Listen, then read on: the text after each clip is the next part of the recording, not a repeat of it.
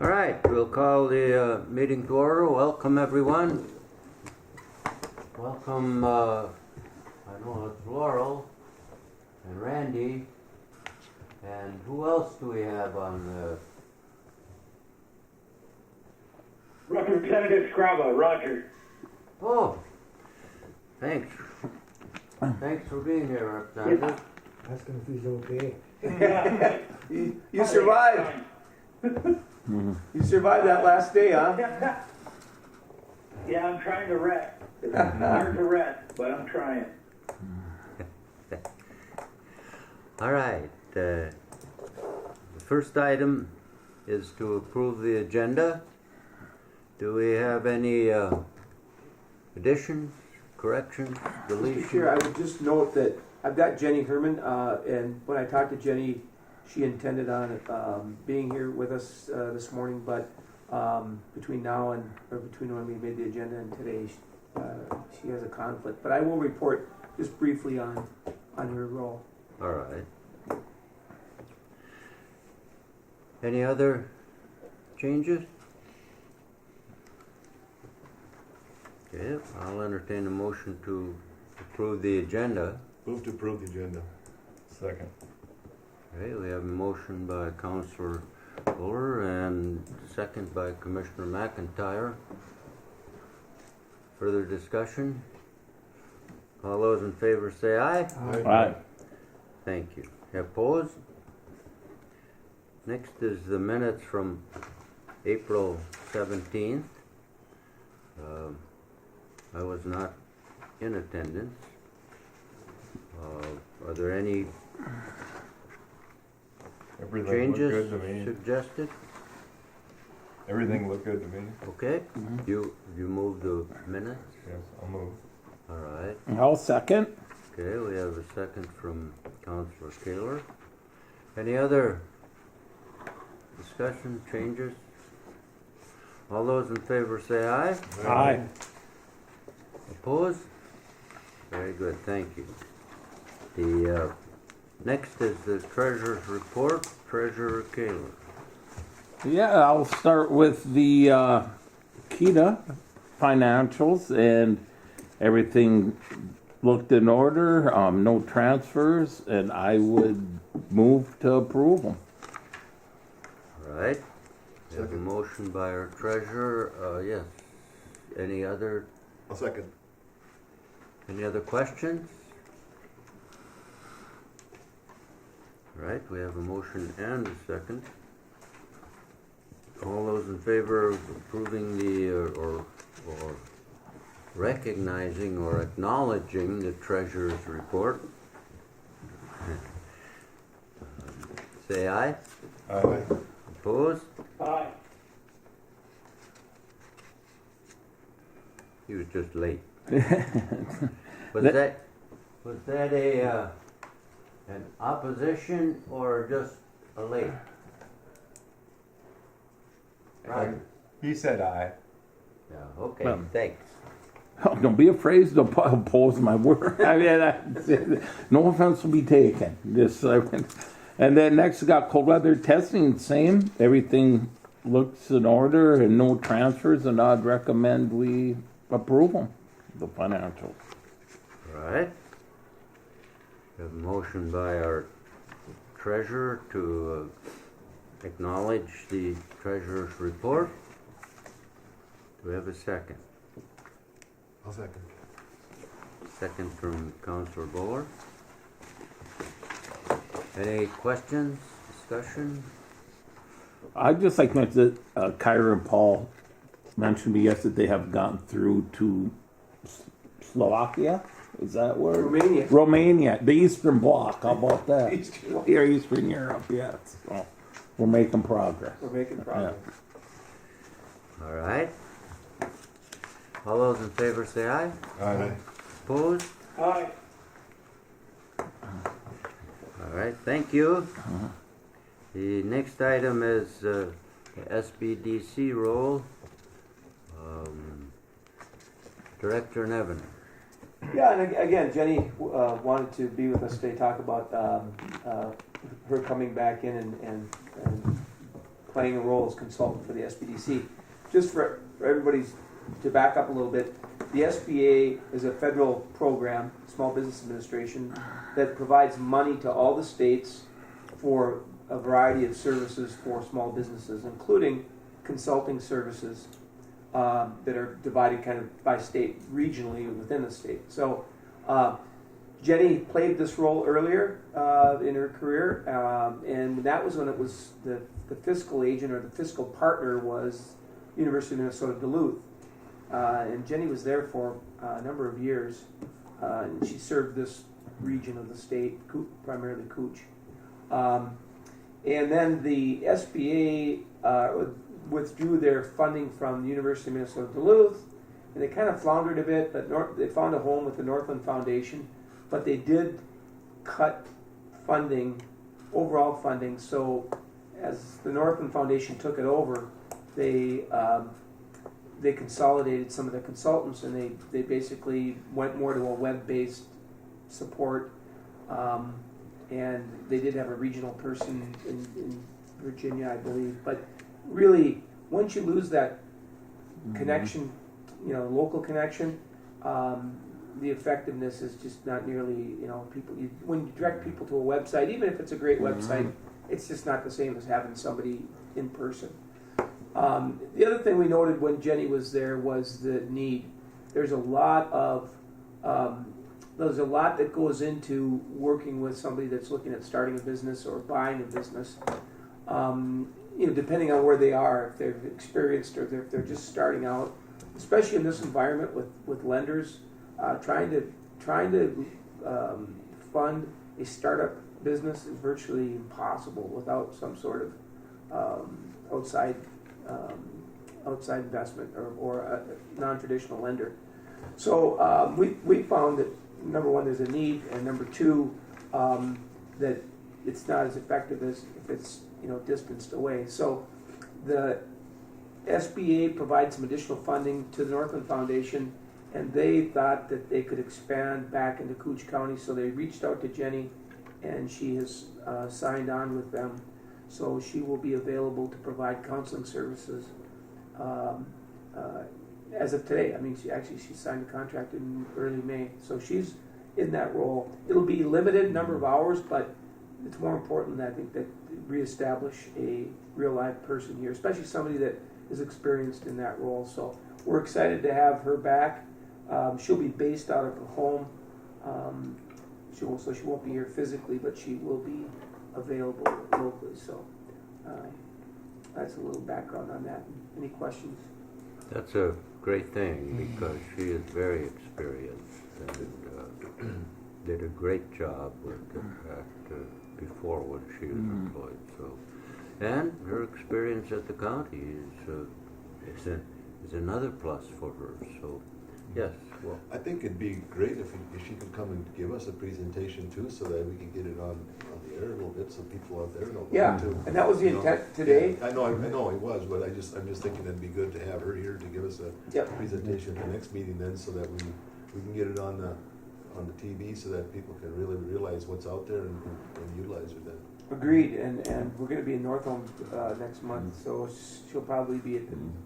But she wants to come before the board and give an update. Okay. Yeah, get the word out. Yep. More than Get the anything. word out. That's And I think I agree. It's always better if you can have somebody there Yeah. than a web. It just gives more interest, shows more interest or, from the, given the service, even if that's really not the case, of impression is. Yeah, I think it is you're right, have somebody Pete, come. and especially if somebody's, just starting out and they need more support and more hand-holding through the process. And sometimes the most important thing you can come away with is right now is not the right time. You're not ready, or the business doesn't make sense at this point in time. Yeah, and when it's really, then you got the, they really care, they really want to help, they're really interested in this. Right. Like it's either way, whatever the message is, but yeah. So, Or I think it's a good deal. or to ready them so that Yeah. when they do want to go to a bank, they have Yeah. a really good business plan and they've got a good plan going forward. And it's good to have those, and it helps get the information out of what is out there, grants, Yeah. because at the city, our last two meetings okayed some deed funding loans for people that are improving some rentals, businesses. Yep. And you approved new TV equipment for the, Yes, we did. We approved new transmitter. Darcy, equipment yeah. that we had trouble with, and they said that they got. I just talked to. Spacing out. Anyway. Lois? I'll edit that out. Lois? No, when we talked to Lois at the meeting there, she said that they had kind of jerry-rigged the other one together, that it'll work, but then Darcy I just asked her, and she said it worked for one day. So Yeah. it's a good thing that Yeah. we approved it, so that Yeah. they didn't have to wait. Otherwise, she was going to have to wait at least 3 months in order to get this grant. Yeah. And that's if you got one. If you got one, and then wasn't sure she was going to get it all. So yeah, that Yeah. worked. out I good. had talked to Betty about doing a partnership deal, but you had already taken care of it.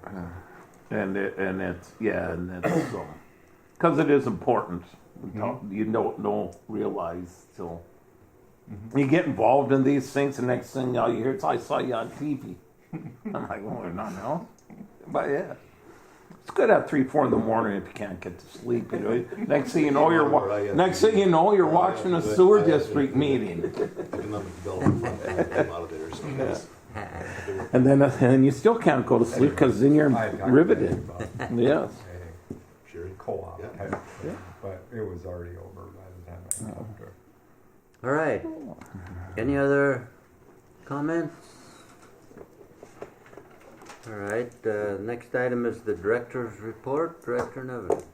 Thank you, Mr. Chair. A couple things just want to follow up with. I report every month on our partnership with Felix and Onesimus, and feel like we're making progress, and I think this is a big step forward. He met with several lenders last week, actually, and working on pre-construction lending package, which allows for several things. To work with their design builder to come up with the final building design and site plan. Also to pay for the acquisition of the property from the city EDA and permitting as part of that process. It was a bit of a sticking point, but we found a way through, again, a couple of different non-traditional lenders and then a regional bank. So that looks like it's going to move forward, and I would love to have Felix either join us remotely next meeting or the meeting after that to give his assessment on where things are at. But it's a good step forward, and it's taken a while, but that's the nature of these things, and so that's hopefully construction can begin this summer here. And as part of the FTZ, I just included under the umbrella. As you recall, DigiKey in Thief River is a subzone to our general purpose zone. So they created within their facility at DigiKey in Thief River an area for the foreign trade zone. They import a lot of material, a lot of electronics. They're a wholesaler, but they import a lot of it. And so they found value in designating it as an FTZ. So we've been invited, and last week Mike and I had a chance to go and tour the expansion facility in Thief River. And to say it's impressive is an understatement. It's over they had an existing, like 1 million square feet in their old facility, and they expanded to an additional 2.2 million square feet, 4 stories. They employ 4,000 people. They've got another location in Fargo as well, but they are a huge regional player. And I think Mike said we put 2 miles on in our tour, but it was fascinating, and to see the scale of it and how they actually make it all work. Mike, I don't know if you had anything you wanted to. I don't think that I've ever heard Mr. Evan use the word remarkable, but I heard it several times when we were inside that building. And I don't think you can transit what it's like to anybody unless you go there. If you put an order in today, it's going to go out the same day. And human hands don't touch a lot of it. They have plastic tubs, totes like, there must be thousands of them, huh, Paul? Yeah. And when they go by you, if they hit you, you'd get hurt. That's how fast they're moving. And everything's automatic. And then finally it's just checked in and wrapped up and boxed up and away it goes. They have 2.2 million in product SKUs, meaning, individual products, and they're stacked 4 stories high, and it's all automated. They're moving them, and then they are sent to a person eventually that puts them in a package and then sends them out. But they have intelligent conveyors, so they're moving in conjunction with the orders timing. It's impressive, and the amount of people it takes to keep that, just the mechanical piece of that going was impressive. The other thing I would note is that they were utilization of the FTZ saved them a lot of money, and we've been looking at other companies using the FTZ. They've reached a tipping point where they were looking at their the cost of operating with the duty and the customs, and it reached a point where it made sense, and so they said they were grateful for the savings that they were receiving just from the FTZ designation. So it's a good story. If we do have any other candidates, Andy, who is our contact, would be happy to talk with them about. That's what he does for DigiKey. He's in compliance and customs, and that in and of itself is a big job because the rules are always changing. But so we can have a partner that also can help sell the FTZ concept to anybody else that is looking at it. They also suggested that they are discussing other items that may allow more use in the zone itself. They were pleased. Yeah. Also, the county extension Koochian County has an extension committee that has been meeting, and with support of the county board, reached out to their partner, University of Minnesota Extension Service. And the Extension Service has done some things with Cooch in the past. They did a tourism assessment, they did a retail study. They have a lot of access to a lot of resources, information, data.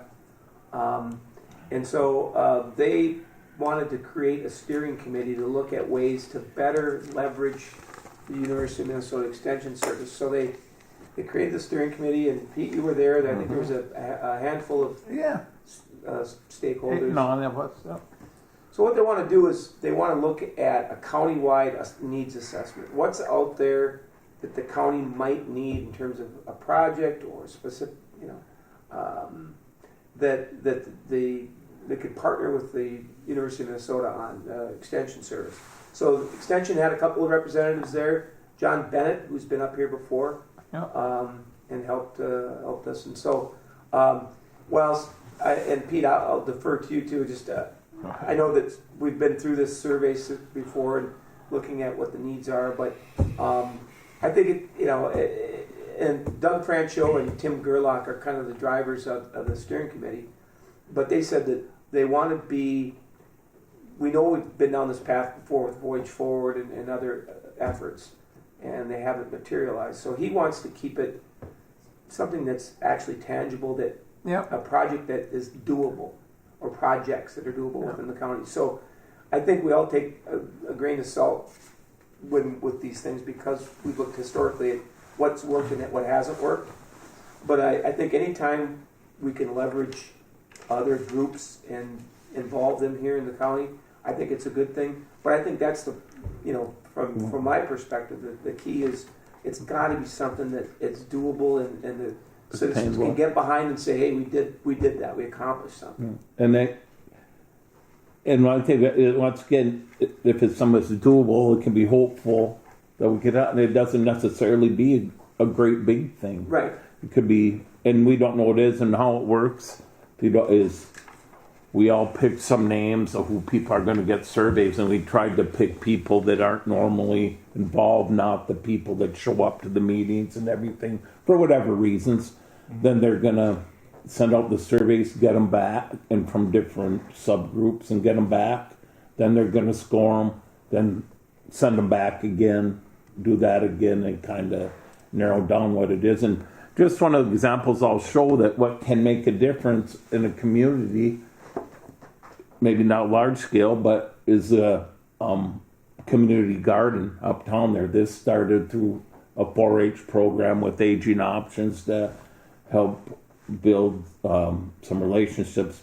It started out as the younger people and older adults, and that's how that started to exist. So there are things that, big, small, whatever, and maybe it'll end up being something, but get something that they said. I think the important thing is keep something that's attainable. Right, and they want to emphasize it's countywide, so we're going to lean on you folks as well to reach out to some contacts that you might have, just in terms of providing survey information and get some ideas.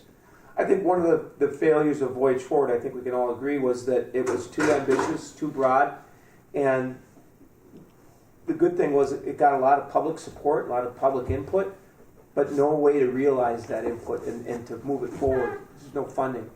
And so that was the weakness of it, although there was value in hearing from different stakeholders. And I think that's the key here is reach out to the people that don't normally appear at meetings or provide input. So we're going to reach out to all corners of the county and use you folks as well.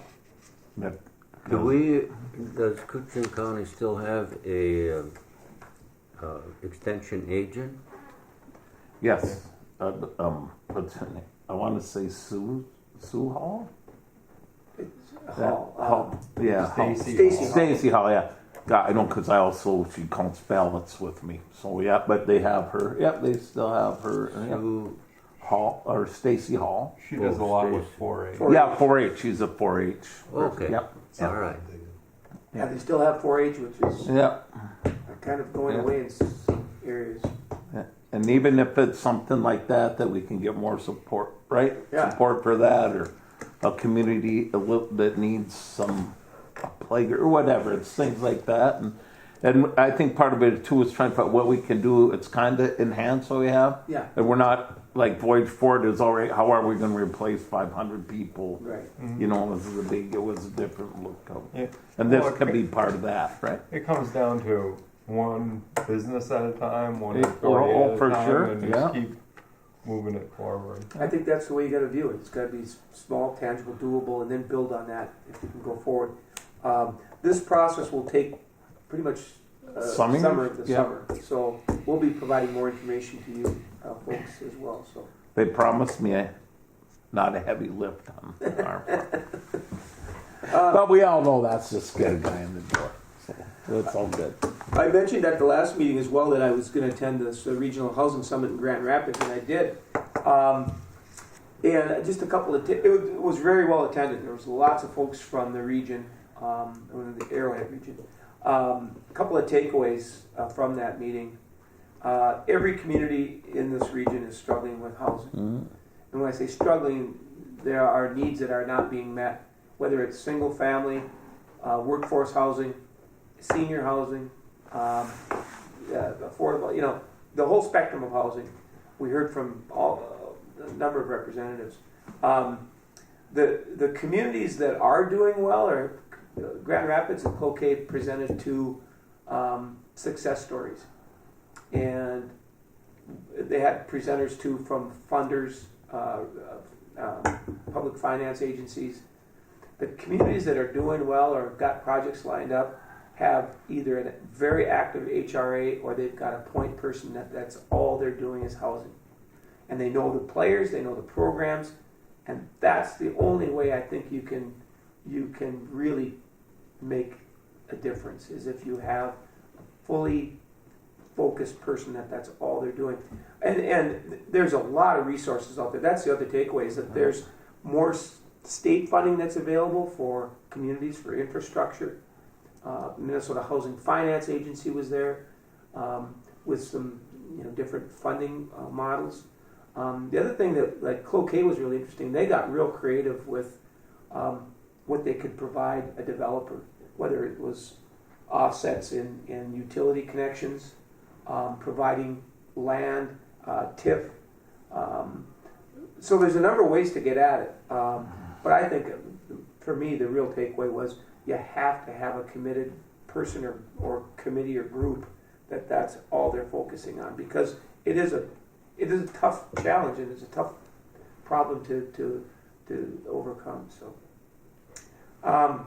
And Scarlett, she did a really good job, explaining. From Kutaska. Yes, explaining what the deficiencies are in housing. And housing is very hard with the interest rates and finding a builder, remodeler, to do anything at your home. Right.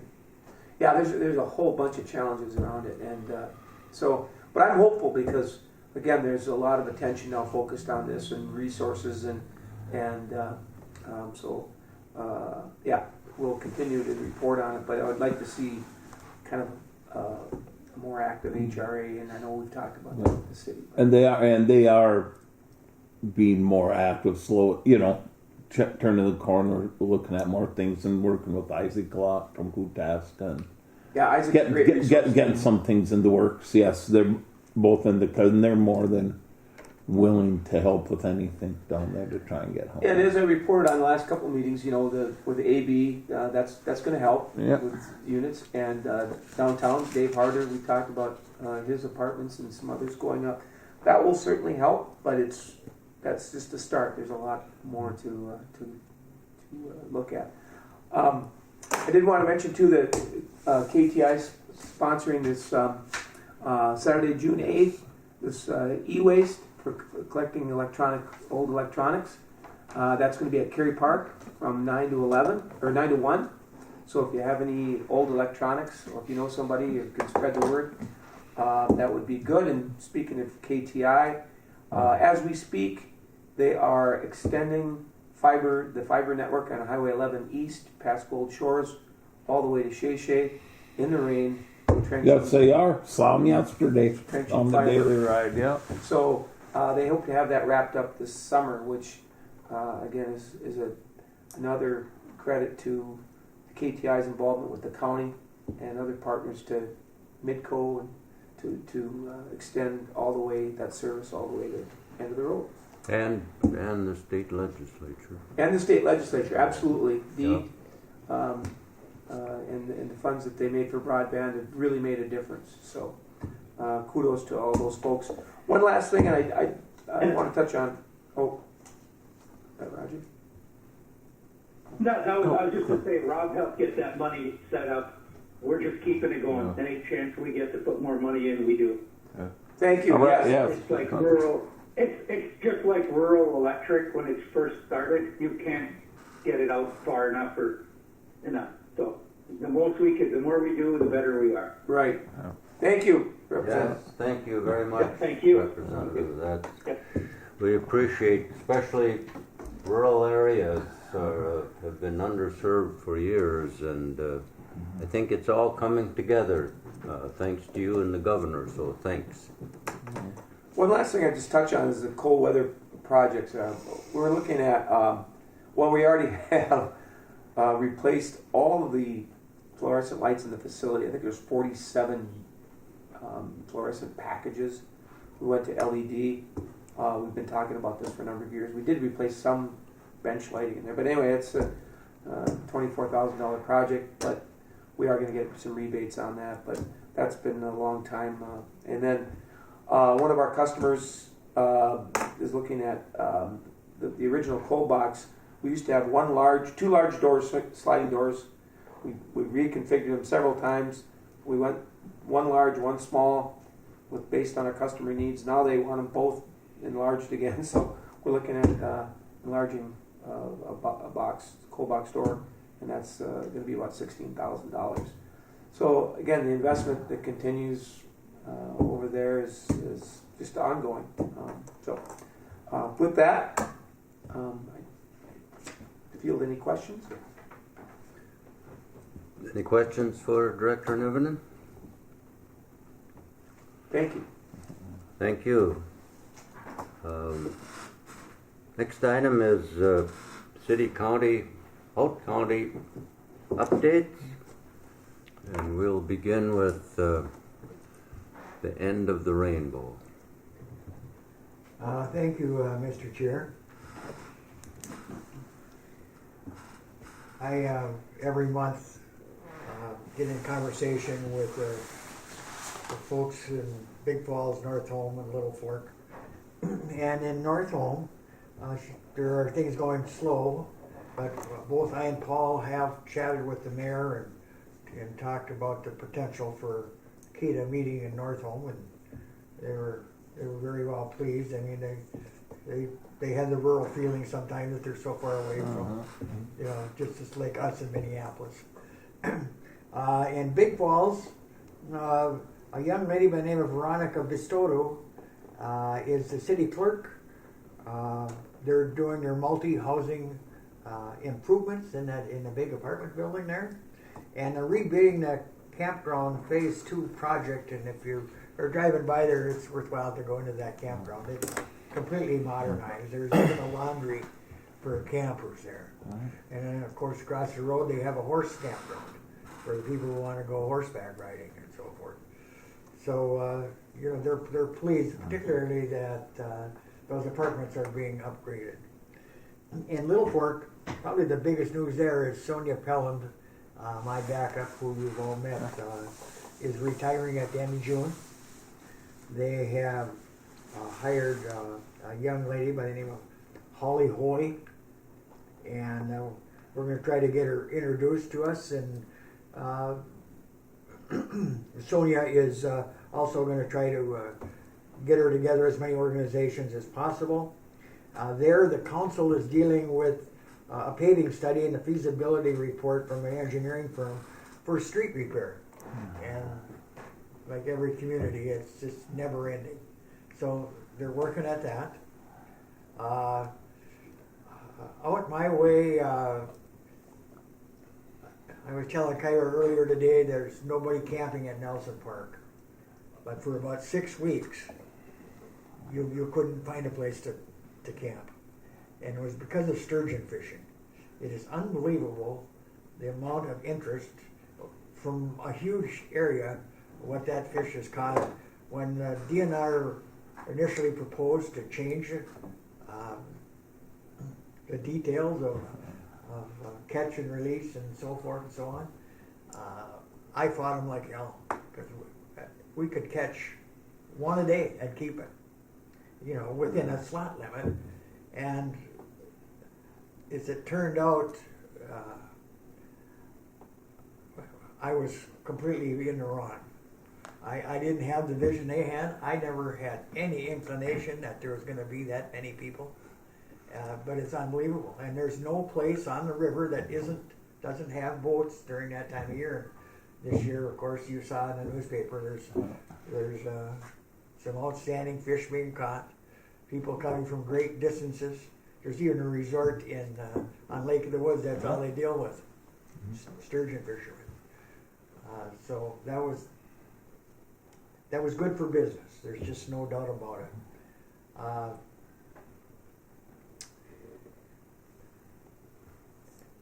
One thing that we all take for granted when we're driving down the road are telephone poles. And I found out the other day that North Star Electric has 2,458 poles. And the storm that was in Fargo this spring, they lost 2,000 at a time. They get more expensive, but that's how many poles we have just to maintain. And that's what I have, Mr. Chair, unless you have any questions.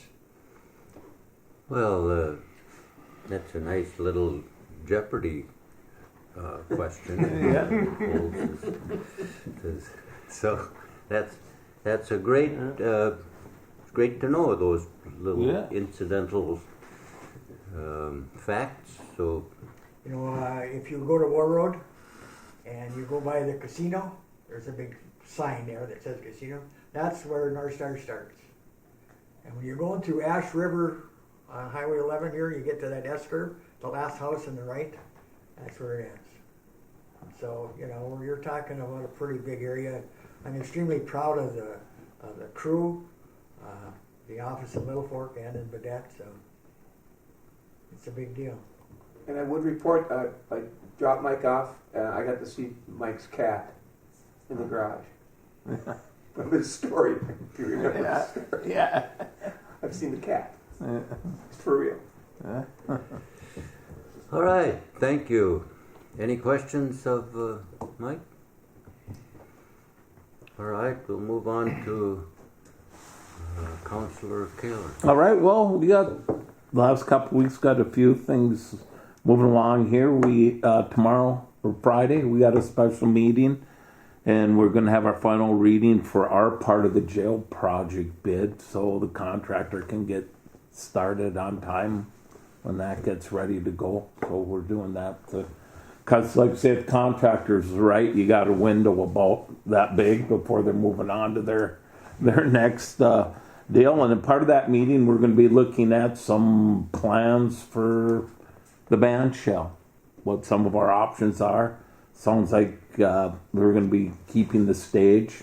So that was good enough to use, that part of it, if I'm not mistaken. So moving along with that, 4th of July plans are coming along. Going to have music in the park all week, it sounds like, because of the stage issues. They're going to just have the concerts in the park that whole week, going through up till Friday, and then we'll have the main attraction coming, and then, of course, the Bacchus is having a concert on the 1st out at the park amphitheater, so those things are coming up. As I've been talking about a lot the last year and a half or so, Hockey Day in Minnesota, well, we have reached our threshold in pledges. We're able to bid now, hopefully for 2028, and we're putting together the bid proposal and like that, so we should be having a meeting here shortly and see how far along more we need to go before we do that. Then I think if we do get it, that's when the big sponsors open up, the corporate ones like UHC and things like that, because they might also go through Bally's in Minnesota. So we're moving along with that, and got a good email yesterday, good news about the ambulance. We got some funding for one-time funding from the legislators, so thanks again to our legislators, Mr. Scraba and Mr. Hochschild. It's a little over $200,000. I think Little Fork got a Good chunk too. Yes. So that's good news. One-time funding to help bridge the gap, fill some holes until we can work out this problem. So that's good news, and we're still continuing to work on that. See where we're at, what we can do, can't do.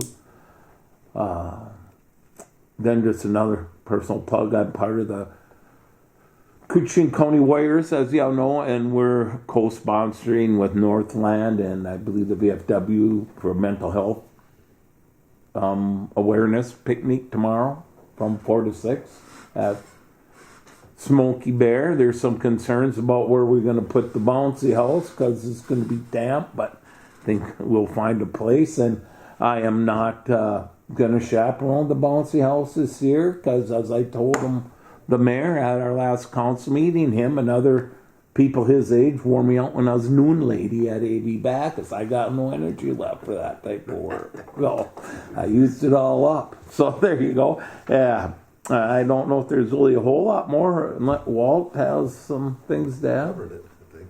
And like Paul says, there's always, downtown, the improvements going on. And as you look around, there are things, happening. And part of the housing, I like to say, and these last two loans we helped with landlords, but I'd like to say they're places that are off the off-beaten path for apartments. Some of the older ones being refurbished that we'll be able to add, one already has 2 people staying there, I think, and then the other one is. So things are moving along as usual. So, but sure. Thank you, Councillor Keeler. Councillor Buller, do you have? Ditto. You know? I haven't Pete did a heard really that. good job of covering I it. haven't Yeah, heard that yeah, term yeah, for a long time. Thank you, Pete. Yeah. The county had exciting news. We secured bonding on Monday and approved all the bids yesterday. And so the jail should start construction very shortly. Good. And with the cities, they have water, sewer Yep. from the street over to the new building. That'll get started about the same time. Yep, and that's what outside. Yep, the Fifth Street sewer, as we talked about. Yep, Storm sewer. that's how we're trying to get. Yep, so we can get it moving. Right. Anything else? Oh, just gonna ask, the roundabout, that's scheduled for construction? Yes, the roundabout is already approved on Highway 53 and the truck route, and that'll get going at the end of June, I believe. And where is it located? The truck route in Highway 53. Oh, okay. Yeah. Sure. And we did have a meeting with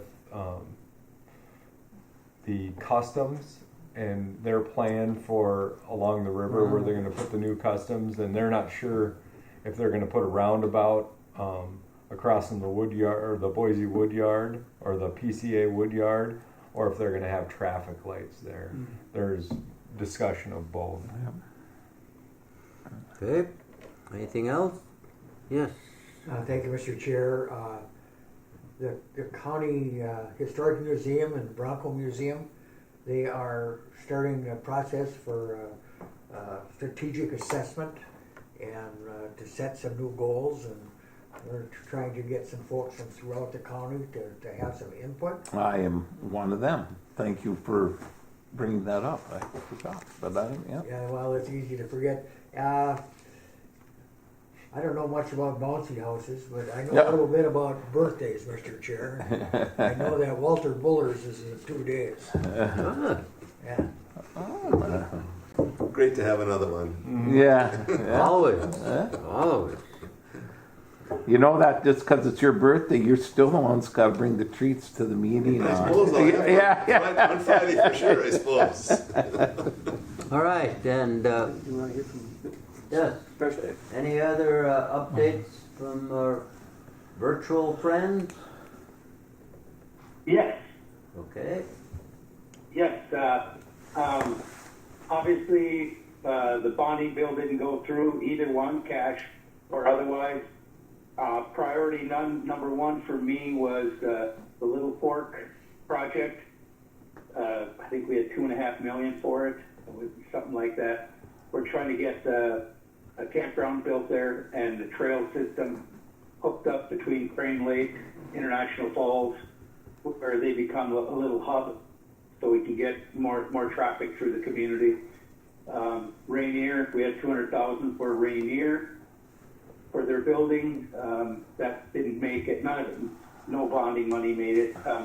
The only money that made it through the IRRB, we had called a minor bill, MINER, minor, and that made it through.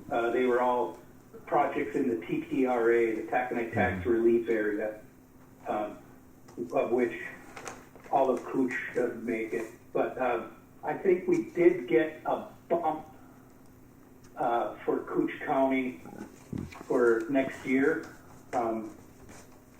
The normal payment that comes to you from the IRRB, I think that did get increased. I'm trying to think what else.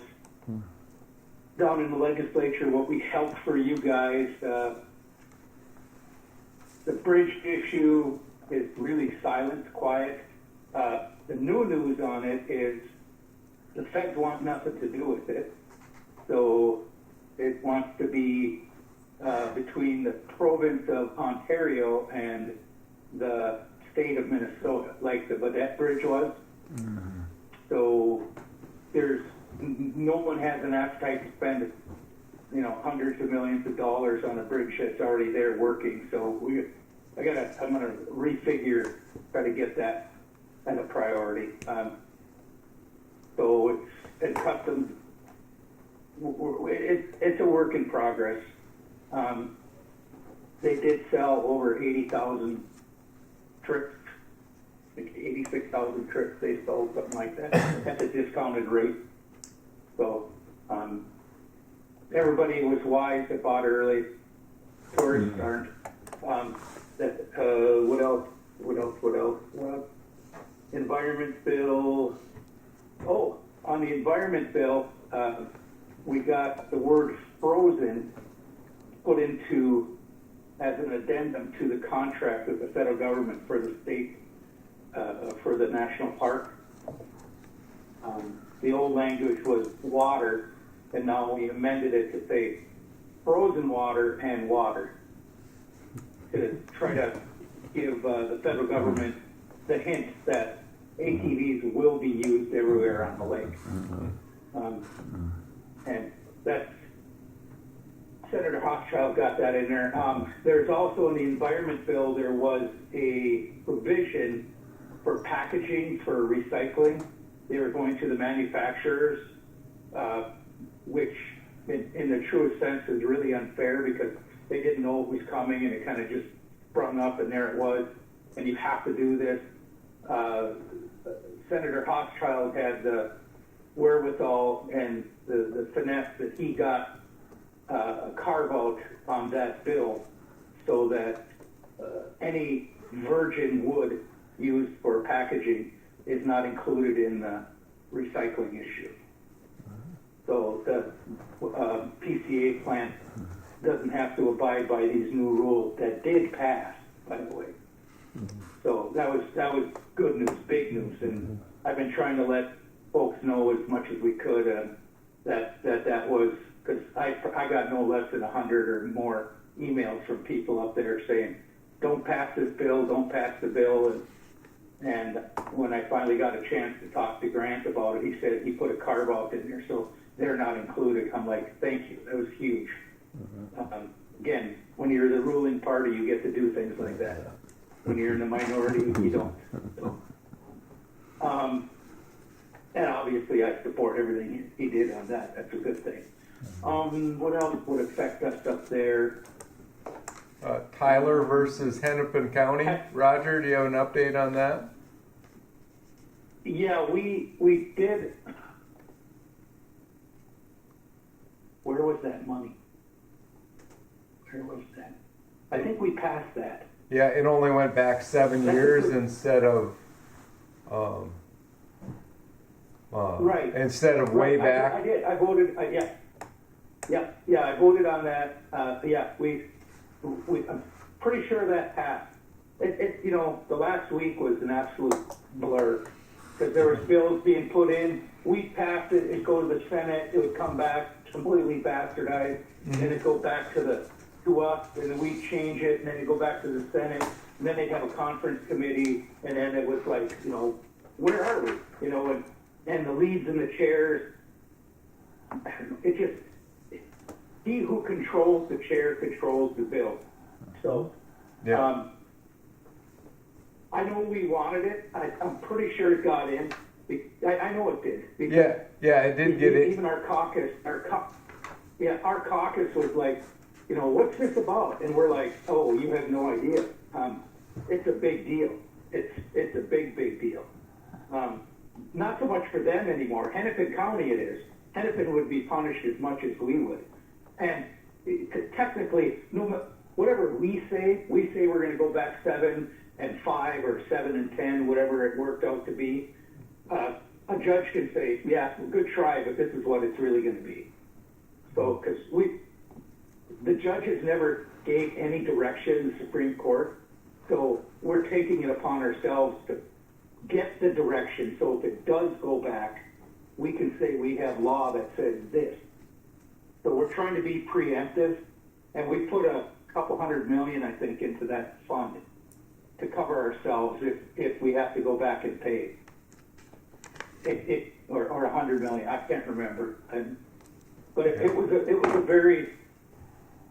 a deal that needed to get done. Let's put it that way, as you know. Yeah, well, our county, just as much as your county has lots of tax forfeited land from years and years ago that we harvest wood off of and everything else. If we had to pay those folks back, if we could even find them, would be a big deal. Well, and you know, and this is the point is, it kind of came out during this discussion. There's a place down in Olmsted County where a person totally, and maybe you're familiar with it, totally left tires, rotten vehicles, absolutely polluted the bejesus out of this property. And it's going to cost like $1 million or several $100,000 to clean this property up. And he owes back taxes, and they're going to take it back, and they'll never recover that money. But that's what you use the money from the other ones for, to pay for things like that. And the courts were like, yeah, that's totally unrelated. That's not going to work. So we were hoping that rationale, you don't always make money on a tax forfeited property. There's always not. There's never, you know. And then the mineral issue came up. It's all being worked on. We think we have this resolved with these two bills. There were two that we passed, so I'm fairly certain we're gonna be okay now after this. We're protected so that Cooch County doesn't have to come up with all the money. But the state wants, when we sell the land, the state wants the proceeds, and they'll take what they need and then give back, kind of a pass-through. So. All right. Well, thank anything you. else that you guys think of? Yeah, is there anything else you can think of? I can't think of nothing. Highway projects, anything new? I just hope when they build the roundabout that they don't put corners or just leave the middle flat and round. So when a semi does blow through it, it doesn't wreck everything, curves and all that stuff. But anyway. All right. That's it. You know, I'm going to try to get up there June. Well, I will be up there in June at some point, but it's that time of the season again. So thank you very much. Thank you, Representative Scraba. We appreciate your attendance and your update. Oh, I know what I wanted to tell you. EMS was 217 for you guys. Okay. The district that I represent, we ended up with 2.3 million. So most of our areas are funded just for a year, barely a year. A little help, but we gotta fix the problem. And there's a group going to the federal government to go work on them to increase that, to make it more whole. So. All right. Good. Thank you. Worked on. Let's just put it that way. Yep. Thank you. Thanks again. All right. Just from the chair, the Rainy River had commencement and last week, and it's always the best day of the academic year. Had lots of graduates and was really a very, very nice ceremony and a lot of successful students. So we thank you, all of you, for support that Rainy River gets from community and the city and the county. So that's my update. I think it would be even more special if you had an esteemed alum give the commencement speech. We what? If you had an esteemed alum give the commencement speech, would really be a special ceremony. But, you know, that's just me. Yeah. I don't know. I don't know if if we can put that in the time frame. Yeah. Well, this is true. Yeah. No. Well, I just say to the group, Alan does a great Yeah. job with that. And Yeah. the other No. thing that's neat about that commencement is you see where these students are coming Right. to come to our community. I mean, Arizona, Florida, and the success that the basketball team had and the baseball team, and both men's and women's, it's impressive for the size of the And institution. it's also impressive how many of those athletes graduate. Yes, Yeah. So, good students as well. yep. All right. The next is the public comment period. Any comment, Darcy? Okay. Are you the plug to Anybody play? up there? Yeah. Plug to play? Do you have any comments from Oh, yeah, yeah. Plug it. No, next. Laurel Next. Oh, the or plane. Yeah. Sorry. or There's another Randy? thing, the next thing. Okay, thanks, Laurel. Yeah. Thanks for attending here. We appreciate the coverage and the Gazette. And you too, Randy. Thanks for covering these meetings. All right. Next and last item is the next meeting next month. Normally we have met on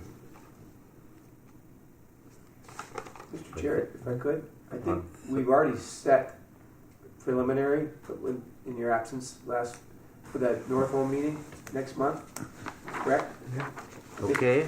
I think we should set it for the 25th, which is a Tuesday, correct? Yes, That's what I got. yeah, What time? 10 a.m. North Home. We'll meet at the municipal or community City Hall. city hall. Sorry. But it's a very thin wall in between. If I remember correctly from Okay, 10 o'clock at Northam. And if we want to coordinate just a ride, or you can just call us here at the office, and we'll help Okay. coordinate if anyone wants a ride. All right. Any other business comments? Thank you, Darcy, for being here. Thank you, Clara. And thank all of you for attending and for Representative Scraba and Laurel and Randy. Thank you all.